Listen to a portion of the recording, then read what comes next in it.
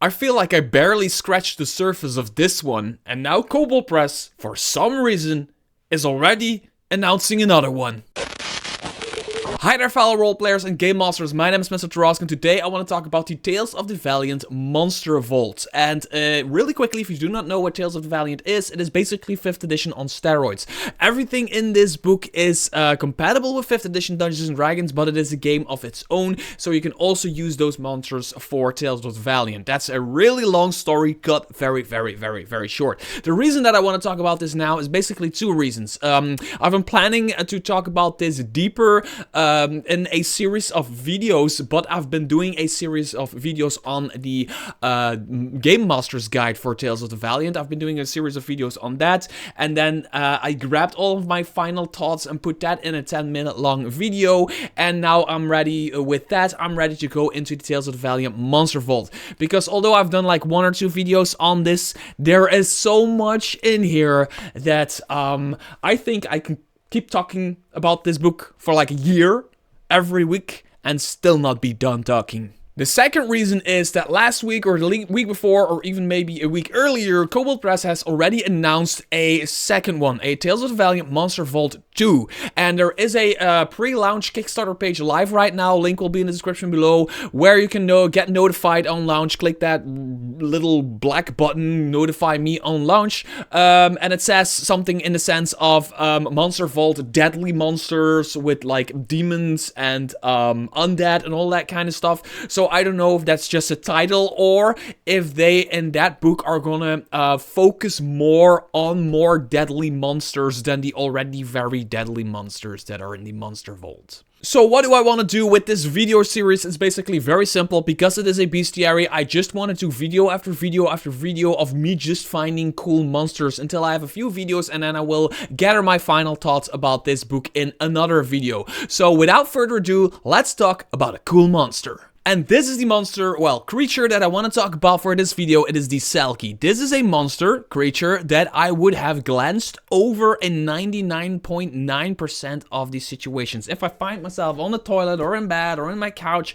just flipping through a book, I would probably not even give this creature a second look. They're called Selkie, and I had never, ever heard of them, but they're really weird. Now, the reason that I started reading about them is because I just accidentally kind of read this blue text right here.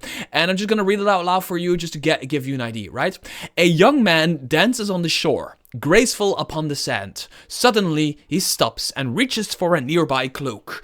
As it swirls around his shoulders, he disappears. In place, a seal slips beneath the ocean wave. I did not expect to read that. Now, I apologize to everybody who is into British or English or Scottish, whatever, folklore, and everybody who knows what a Selkie is, but I really have never heard of it. Now, as a matter of fact, there are a lot of D&D creatures. I play like D&D for like 21 years. There's a lot of creatures that people find like belong to D&D that I sometimes never even have heard of. That's just a thing with me.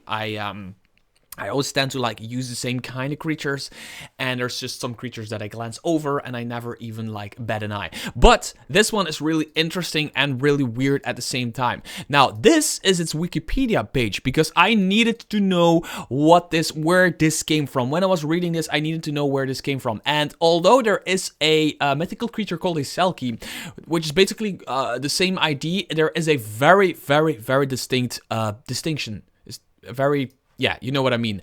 So these are fey creatures. Now, hear me out. These are fey creatures. And what they do is they have a humanoid form. They live on shorelines.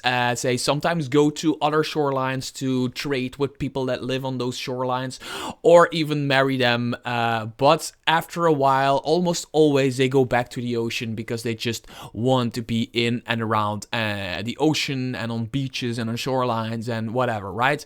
Because now, the original lore, the Selkie, says that they are seals who transform into humans. Because they can, it says some Selkies are often displayed, so they sometimes have romantic or sexual relationships with humans, sometimes resulting in children. Selkies can also be blah blah blah. There is basically, they have a seal skin. No, they have a human. They shed their seal skin and then they are human. So they take their seal skin off. But when I read this, especially when I read it in Dutch, this is in English. It's a little bit different than the Dutch version. When I read it in Dutch, it basically says that they are seals who can transform into humanoid. Now, this is basically the other way around. At least it implies that. It doesn't mean that it's necessarily true. This is just the information you get as a game master or as a player.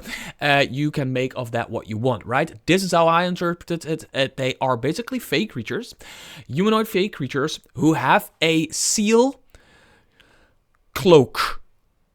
It could also be like a sea lion or a one of those creatures that belong to that family. They have a word for that here. There's a sea tribes, sharks, sea animals, tribes. There's a word for that. That's like sea lions, seals, and those kind of like in Dutch. It's fin-feeted creatures, but I don't know what the English word is. But anyway, so they can basically transform into that because they carry a magical skin around. And if they put that skin on themselves, they magically transform into a seal. It says so. You can also choose them to transform into sharks, giant seahorses, or even orcas, if you as a game master want that.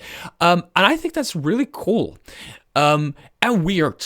It's especially weird. They have little finny thingies in their toes, as you can see.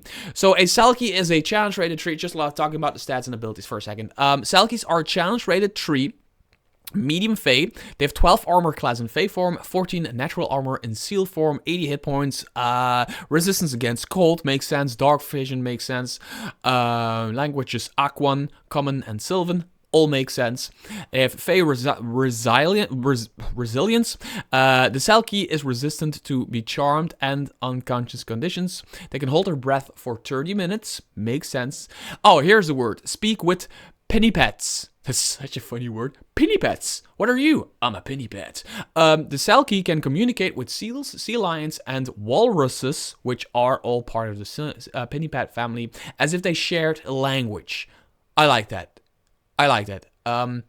So this is really a creature you cannot use in a lot of scenarios, but it is really that one weird creature you kind of need to use when your players are on a coast, in a coastline town, or they're on an island, or they're like traveling the ocean and they hop onto an island because there's a treasure chest there, or there's coconuts there, or whatever, right? And they meet one of these, right? That could be that's like a very specific, almost single-use creature you can use for those kinds of scenarios. And I like that. I like just as a game master, my players are doing like adventuring, like they do that, and then suddenly this really specific creature, I take that out of my bag of tricks, right? And just like, here's a Selkie. And my players will not know what a Selkie is, but I don't know. I fell in love with the creature. Now, normally, if you Google Selkie, you get like a lot of nude women who are just about ready to go out of their sea lion seal skin. So they're like completely nude, but they have the skin lying next to them. Those kinds of pictures. Not going to show them on YouTube, but it's interesting lore. Right, it's really interesting lore. So they have a multi-attack. They can either 1 bite attack and 2 tail attacks, or it makes 3 spear attacks. So spear attacks in Fey form. Melee ranged, piercing damage, more piercing damage if used with 2 hands. They have a bite attack and they have a tail attack. They can change shape. And they have a charming escape, and I really like this ability, and this is one of the reasons why I like the Tales of the Valiant Monster Vault. Kobold Press has decided to make something that is really 5th edition compatible, and some people absolutely love that, and some people absolutely don't love that, right?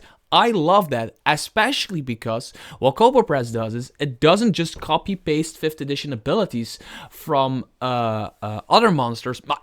This might not be like the first occasion that this exists, but it's not like something that you see a lot. They give almost every monster in this book a unique ability. Sometimes it's a reaction, sometimes it's a bonus action, sometimes it's like a really small thingy as a role-playing thing, but there's always that one thing, right? And Charming Escape is really cool. The Selkie can take the dash or disengage action, performing a chuckle, twirl, or a wink as it does. Each creature within 5 feet, I would extend this range personally. Must succeed on a DC 13 charisma save, especially if you take like the dash action, like everybody you like pass next to or something like that, on a DC 13 charisma save, or be charmed until the end of its next turn. Really cool. I like that. There's this charming young man or this charming young woman who's barely wearing any clothes, and they have a charisma of +3. I also like that Kobold Press just puts +3 here instead of like 16 or 17. So they're high charisma creatures. They're here to like be all charming and fey-like, but they're also pretty dangerous. Selkie magically transforms into a medium seal or back into its true form, which is Fey. Its statistics other than the AC size and speed are the same in each form. It can use a bonus action if it's wearing or carrying a bound sealskin. So that is basically the main idea of the Selkie. I had never heard of them ever, but I like them and I'm gonna use them. Although the lore is a little bit different. It's the other way around, and there's this entire thing on Wikipedia you can read to get like, I don't know, encounter IDs, and every like bit of text ever written by humans where Selkies are, yet I never heard of them. They're like, I don't know, Celtic, what is all this stuff, where it come from? Similar entities, mermaids, Uldra, merman, siren. I heard about all of these, but I never heard of a Selkie. But I find them super duper duper super interesting. And yeah, that's the Selkie. Until next video, bye bye.